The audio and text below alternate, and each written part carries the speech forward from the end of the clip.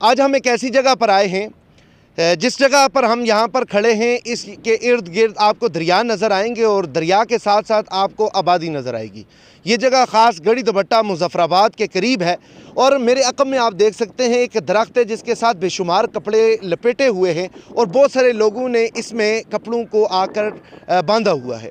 दर हकीकत में यहाँ पर जो चीज़ आपको बताना चाह रहा हूँ, क्योंकि सोशल मीडिया पर एक चीज़ चल रही है, वो ये है कि आज से 20 या 30 साल बाद आने वाला कोई भी शख्स ये दावा कर सकता है कि इस जगह पर किसी पीर की गद्दी थी, तो लिहाजा यहाँ पर एक बहुत बड़ा मकबरा देखने को मिलेगा और इर्द गिर्द आपको आस्ताना देखने को मिलेगा और यहाँ पर लोग अपनी मन्नतें बांधने आ जाएंगे। लेकिन मेरे दोस्तों, यहाँ पर जो चीज़ है हमारे सोचने की है, क्या अल्लाह रब्बुल आलमीन ने या दीन इस्लाम ने हमें इस चीज़ की इजाज़त दी है या नहीं दी है? क्या हमारा ये कपड़ों को आकर बांधना, हमारी मन्नतें मानना